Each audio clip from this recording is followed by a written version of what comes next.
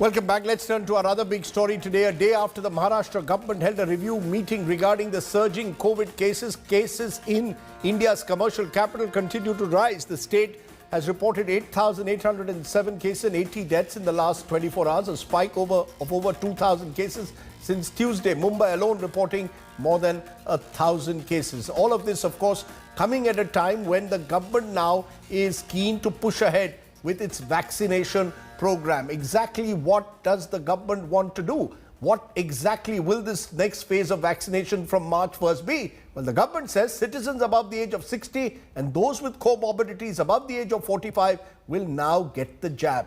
But is it all smooth sailing? Take a look.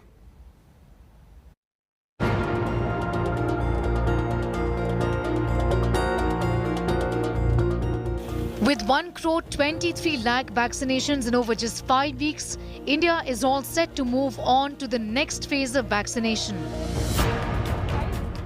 After healthcare workers and frontline workers in the first phase, the central government has laid out its plan for the next stage.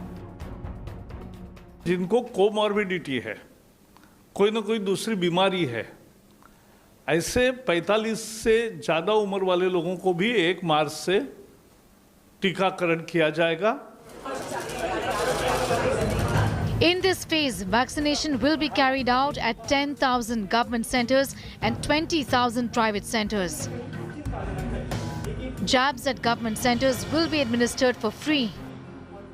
Anybody getting vaccine on or taking vaccine on government center will get it for free because government will bear that expenditure, and somebody who wants to take that in private sector will have to pay, or how much to pay, that will be declared within 3-4 days. But it has not been a smooth rollout up until now. The centre's vaccination target of 1 crore healthcare workers, 2 crore frontline workers and 27 crore people above the age of 50 by July 2021 seems to be a long shot at the current rate. We need to take advantage of the fact that transmission is low right now. It's not necessarily going to stay low, and we need to vaccinate and immunize and protect the most vulnerable very, very quickly.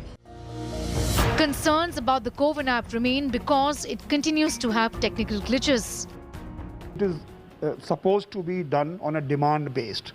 So what will happen is that those people who satisfy the criteria and who want to be vaccinated, they will be able to register on the application and they will be able to seek appointment from the application itself. There will be multiple channels of registering on this platform. Arogya Setu will be one, Common Service Center will be another, call centers will be another. So multiple channels you can come. Clarity is also needed on how the government will execute its vaccination plan. The government has made the announcement, but some questions remain. Both of these vaccines have still not wrapped up their phase 3 trials, and they do not have market use authorization. How can the MRP of a product then be decided when the product doesn't even have market use authorization? Will the government bear a portion of the cost of the vaccine when it is given to private hospitals? What about Covaxin? That vaccine doesn't have efficacy data as well and is still in the clinical trial mode. How can then Covaxin be sold? With inputs from Milind Sharma, Sneha Mordani, in Delhi for India Today. So what is the road ahead in India's vaccination map? Joining me now is India's leading virologist. I'm joined by Dr Gagandeep Kang. Appreciate your joining us as always, ma'am. The big question that's being asked before I come to the vaccine policy is whether we are really now on the verge of a second coronavirus wave. The 7-day rolling average of daily COVID cases has now risen for the 9th consecutive day. First time that's happened since September. Is there a fear of a potential second coronavirus wave that you see? I think one of the reasons that we have a 7-day average, and this is something that is used around the world, is really to be able to remove some of the noise that happens in testing when you rely only on the number of cases to tell you what's going on. So sometimes, as you know, we test less on some days and more on others. Usually, if you see a pattern persisting over a couple of weeks, that tells you that you have something to worry about. At this time, we have about little over a week where cases have continued to climb. The trajectory does not seem to be too bad at this time, but I'd wait another 5 or 6 days before making a call on whether it's getting worse for the country as a whole. But every pandemic is made up of a lot of little epidemics that are happening in different parts of the country, and we know that numbers are climbing more in some parts while they are stable in others. Are we seeing then, in your view, a more localized surge? Kerala and Maharashtra, for example, account for almost 75% of the active cases. Even in Maharashtra, parts of Vidarbha, suburban Mumbai seem to be the most affected. Are we seeing a new COVID strain in some of these parts, or is that also too early to say at this stage? It is a distinct possibility. We have an announcement from Dr. Vinod Paul and Dr. Balram Bhargav that indicate that this is not, at least the sequencing data that has been provided so far does not indicate that these are driving the increase in cases. However, I think in terms of sequence data, there is a lot that needs to be done in terms of analysis of not just the sequence data, but also the epidemiological and the clinical information before we can come to a firm conclusion either way, that these are distinct strains driving the increase or not. Let's come to the other big question, which is vaccine coverage, because that will be seen to play an important role. The current vaccination strategy, is it glass half full? The fact that we have reached 1 crore jabs faster than any other country other than the United States, or is it half empty? Because the fact is that we are inoculating less than 2 lakh persons on most days, and these figures will not enable us to reach our target of 30 crore people by July, August. Which way should we see it? I think it's great that we've made a start on vaccination, but I think we really need to pick up the pace now. We have the luxury of having lots of vaccine available. We have the luxury of having a large healthcare staff in the private and public sectors that could be deployed to deliver these vaccines to more people. We need to use all the resources that we have to ramp up vaccination efforts, even as we think about sharing our vaccine products with the rest of the world. But how do we change the process? The government now has said that they will encourage the private sector, but we still don't know how that's going to happen exactly. Do you believe there should be a dual track policy where you have people who will be vaccinated through the existing systems that have been created by the government offering free vaccination to priority groups, and then you bring in the private sector, as the likes of Azim Premji are suggesting, for speed and scale, you can just walk in and get a vaccine? Do we need this two-track policy now urgently? I think in principle, what we need is for the vaccine to be available to everybody, regardless of their ability to pay. But I think that asking people who can afford to pay for the vaccine and then decreasing the burden on government is definitely something to think about. In terms of immunization, usually we've dealt with childhood immunization.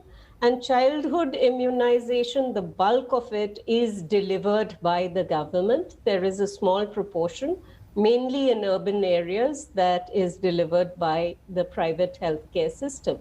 However, here we are talking about adult immunization, and adult immunization on a scale that we've never done before. Most of adult healthcare is not delivered in the public healthcare system. It's delivered by private care. So why can we not look at what is existing practice and ask the private healthcare system to take on the responsibility of delivering vaccines to people who are already their clients in many ways? I think this needs to be thought about and needs to be done. You know, I think you're making a very important point that you also believe that the private sector now needs to get more involved in this vaccine strategy. In a week from now, those above the age of 60 will be eligible for vaccination. We will move on from healthcare workers and frontline workers to senior citizens. But does all this now need to be speeded up? That somewhere, are we moving too slow at the moment? I think this definitely needs to be speeded up.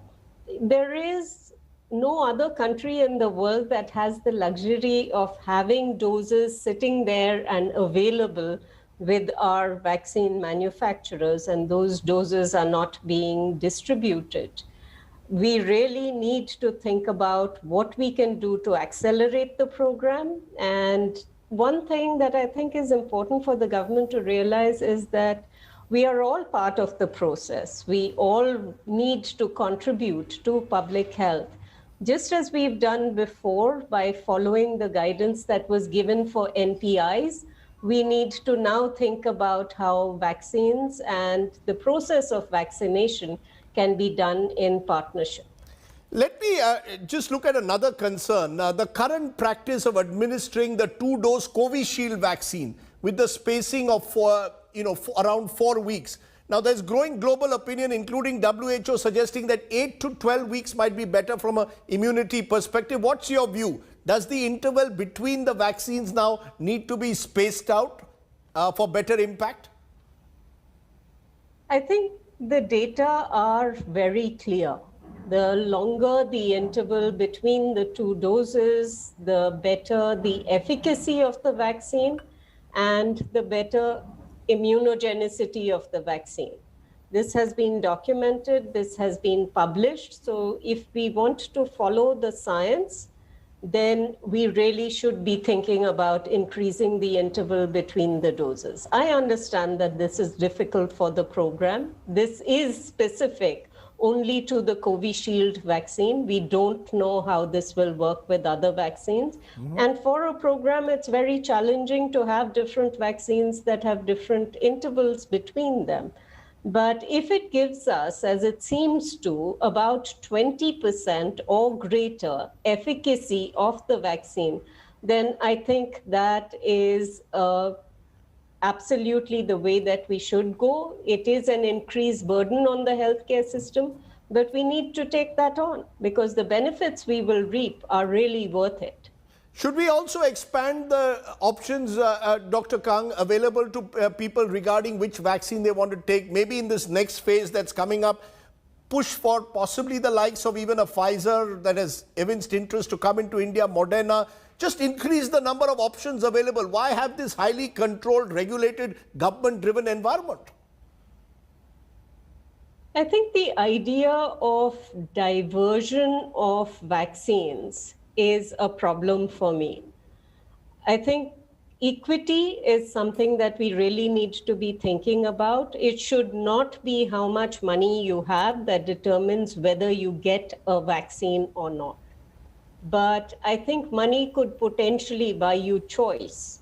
So if you want to get one kind of vaccine instead of another and you're willing to pay for it, then that might be an option that we could consider. You know, we've also seen wide variations in vaccine immunization drives. Some states like Punjab have lagged behind other states like, say, Telangana. Going ahead, do you suggest that not only do we need a stronger public-private partnership, but maybe also decentralize more in a vast country like India, ensure that communication messages reach every corner of the country? Is that going to be, again, the big challenge, ensuring that every part of the country, in a sense, embraces the vaccination program? I think one of the lessons that we learned from polio was the importance of micro-planning, which literally requires you to go into tiny sections of the population to figure out what the issues are with vaccination and how to deliver it better. Now, I think we need to be thinking about such exercises for all of our population, and that is really best done by states and even below states, local authorities that understand the situation that they are dealing with. They know the civil society organizations, the private sector players in their location, and can and should work with them to ensure that while we continue with the public health measures that are required to prevent the spread of infection, we also ramp up vaccination. Dr. Kang, you put the issues in perspective for us. You've told us that the challenges are now going to be at multiple levels as we move into the next phase of vaccinations.